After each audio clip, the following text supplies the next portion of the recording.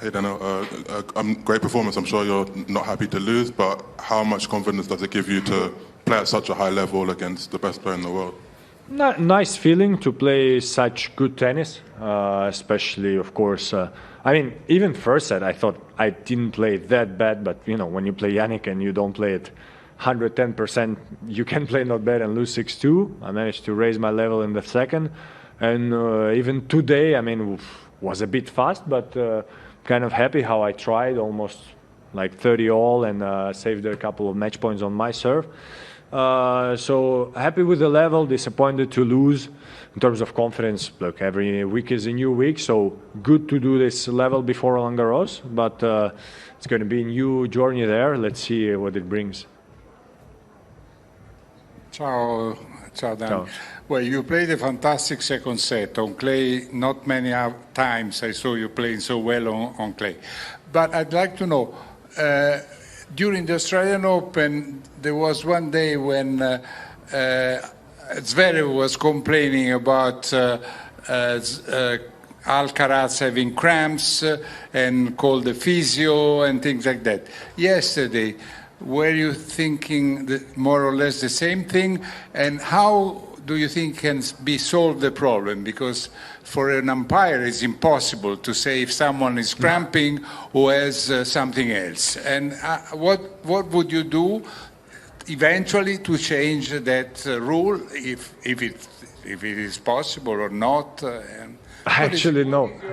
First, I wanted to say impossible to sell, but I actually have a solution. Allow medical treatment for helps. Oh, sorry. Allow medical, meaning physio, 3 minutes when you have cramps. Then there is no problem, because then a player could say, I have cramps, I need a physio. For the moment, it's not allowed, so I completely understand what, of course, if you start cramping, and maybe he was not, I have no idea. What you do is you ask a physio and you say, I have small pain in the leg. Probably I did it as well, you know, in my career, and then you try to use this time. So if medical would be allowed for cramps, there would be no problem, so this is a solution. Hi, Daniel. What's your opinion about Jannik physical crisis? He has them every now and then. He had one with you in Wimbledon a couple of years ago.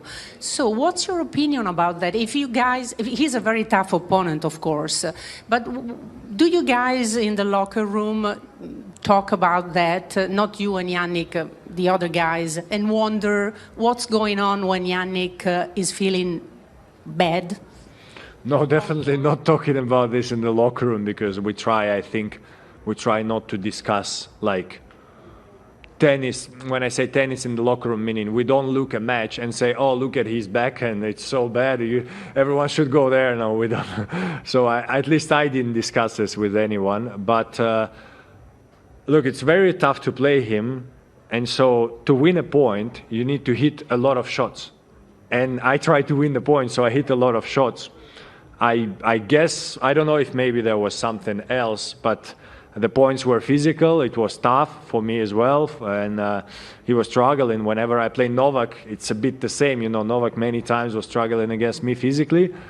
Were there some other guys? I mean, against Rafa, I struggled physically, but it was the same story. We played many shots because that's how I play as well. So I don't think there is more about this. And again, whenever someone is going to be good enough to play against Jannik in the baseline game, because there is no other way to win, it's going to be struggle for both. We saw in Monte Carlo, he was struggling as well, but he won.